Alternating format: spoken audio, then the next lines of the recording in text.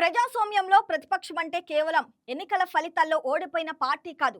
అధికార పక్షాన్ని ప్రజా సమస్యలపై నిలదీసి ప్రజల గొంతుకుగా నిలబడే శక్తిగా ఉండాలి.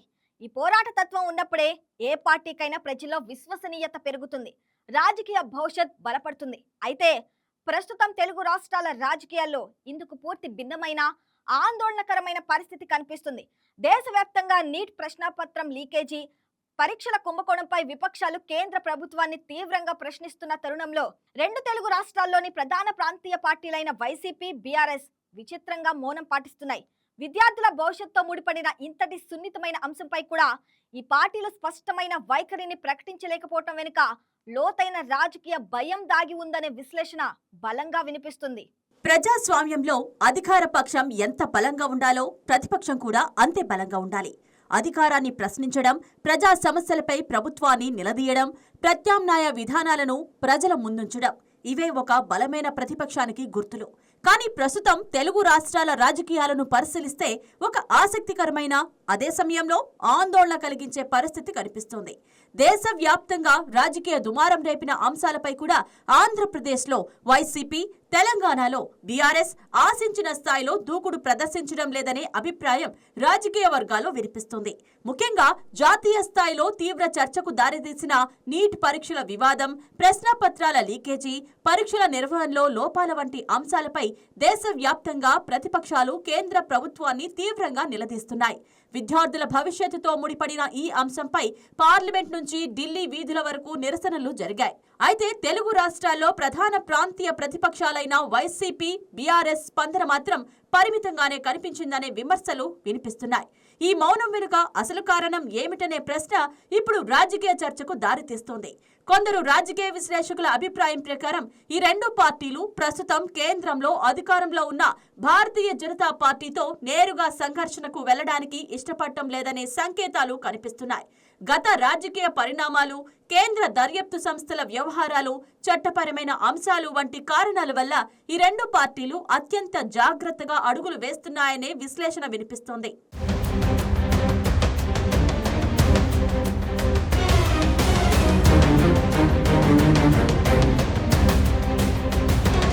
తెలంగాణలో బీఆర్ఎస్ అధికారాన్ని కోల్పోయిన తర్వాత పార్టీ పూర్తిగా పునర్వ్యవస్థీకరణ దశలో ఉంది.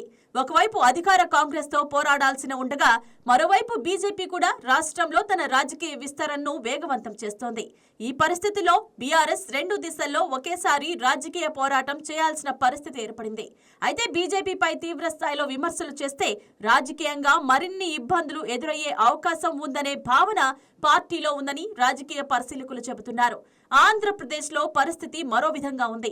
రాష్ట్రంలో ఇప్పటికే టీడీపీ, జనసేన, బీజేపీ కూటమి అధికారంలో ఉంది. ఇలాంటి సమయంలో ప్రధాన ప్రతిపక్షంగా ఉన్న వైసీపీ ప్రజా సమస్యలపై అధికారాన్ని నిలదీయాల్సిన బాధ్యత మరింత పెరిగింది.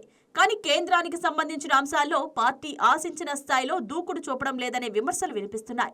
దీంతో రాష్ట్ర స్థాయిలో అధికారాన్ని విమర్శిస్తూనే జాతీయ స్థాయిలో కేంద్ర ప్రభుత్వంపై మాత్రం పరిమిత వ్యాఖ్యలకే పార్టీ నాయకత్వం పరిమితమవుతుందనే అభిప్రాయం వ్యక్తమవుతోంది.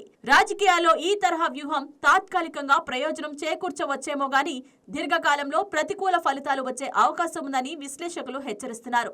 ప్రజాస్వామ్యంలో ప్రతిపక్షం అనేది కేవలం ఎన్నికల్లో పోటీ చేసే రాజకీయ పార్టీ మాత్రమే కాదు, ప్రభుత్వ నిర్ణయాలను ప్రశ్నించే సంస్థాగత శక్తి కూడా. ఆ పాత్రలో బలహీనత కనిపిస్తే ప్రజల్లో ప్రత్యామ్నాయ నాయకత్వంపై నమ్మకం కూడా క్రమంగా తగ్గే ప్రమాదం ఉంటుంది. చరిత్రను పరిశీలించినా ఇదే విషయం స్పష్టమవుతుంది. ప్రజా సమస్యలపై నిరంతరం పోరాడిన ప్రతిపక్షాలే కాలక్రమంలో అధికారంలోకి వచ్చాయి. ప్రజల తరఫున గొంతెత్తిన నాయకత్వాలే రాజకీయంగా బలపడ్డాయి.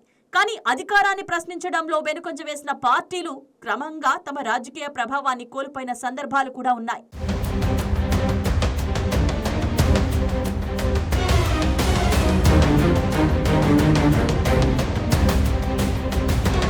ప్రస్తుతం వైసీపీ, బీఆర్ఎస్ ల పరిస్థితి కూడా ఇలాంటి చర్చకే దారితీస్తోంది. ఒకవైపు కేంద్ర ప్రభుత్వంపై తీవ్ర స్థాయిలో పోరాడలేని పరిస్థితి, మరోవైపు రాష్ట్ర ప్రభుత్వాలను పూర్తి స్థాయిలో ఇబ్బంది పెట్టాల్సిన రాజకీయ అవసరం. ఈ రెండింటి మధ్య సమతుల్యత సాధించే ప్రయత్నంలో ఈ పార్టీలు స్పష్టమైన రాజకీయ సందేశాన్ని ప్రజలకు ఇవ్వలేకపోతున్నాయనే అభిప్రాయం వ్యక్తమవుతోంది. దీనివల్ల మరో ప్రభావం కూడా కనిపించే అవకాశం ఉంది. ఒక పార్టీ బలంగా ఉండాలంటే కేవలం అగ్ర నాయకత్వం సరిపోదు. కింది స్థాయి నాయకులు, కార్యకర్తల్లో కూడా పోరాట స్ఫూర్తి ఉండాలి. నాయకత్వం రక్షణాత్మక ధోరణిలో ఉంటే ఆ ప్రభావం సహజంగానే జిల్లా నాయకత్వం నుంచి కేడర్ వరకు విస్తరిస్తుంది. ఫలితంగా పార్టీ కార్యకలాపాలు మందగించే ప్రమాదం ఉంటుంది.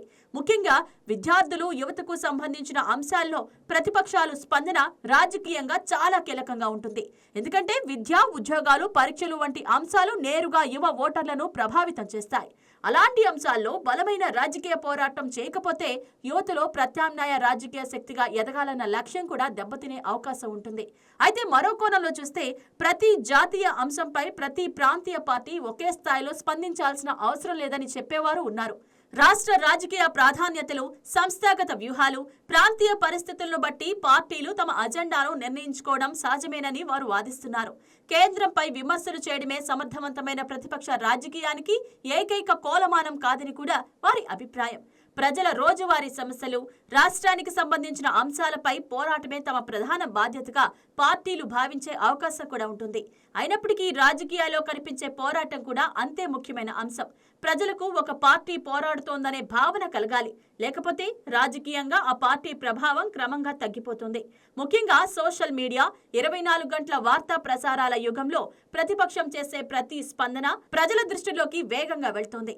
అదే సమయంలో మౌనం కూడా ఒక రాజకీయ సందేశంగా ప్రజలు అర్థం చేసుకుంటున్నారు.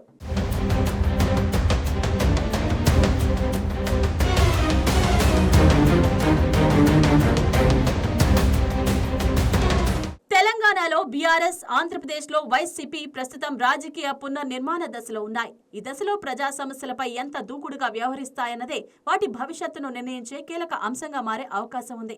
కేవలం ఎన్నికల సమయంలోనే కాకుండా ప్రతిరోజు ప్రజల తరఫున పోరాడే రాజకీయ పార్టీగానే ప్రజల మధ్యలో నిలవాల్సిన అవసరం ఈ రెండు పార్టీల ముందుంది. మొత్తంగా చూస్తే తెలుగు రాష్ట్రాల్లో ప్రధాన ప్రతిపక్షాల ముందున్న అతిపెద్ద సవాలు రాజకీయ సమతుల్యత కాదు, రాజకీయ ధైర్యం. కేంద్రంతో సంబంధాలను దృష్టిలో పెట్టుకుని వ్యూహాత్మకంగా వ్యవహరించడం ఒక రాజకీయ నిర్ణయం కావచ్చు. కానీ అదే సమయంలో ప్రజా సమస్యలపై మౌనం పాటిస్తున్నాయనే అభిప్రాయం బలపడితే అది ప్రత్యర్థులకు రాజకీయ ఆయుధంగా మారే అవకాశం కూడా ఉంటుంది. రాబోయే కాలంలో వైసీపీ, బీఆర్ఎస్ తమ రాజకీయ వ్యూహాన్ని మరింత దూకుడుగా మార్చుకుంటాయా, లేక ప్రస్తుత రక్షణాత్మక ధోరణినే కొనసాగిస్తాయా అన్నదే వాటి రాజకీయ భవిష్యత్తును ప్రభావితం చేసే కీలక ప్రశ్నగా మారుతోంది.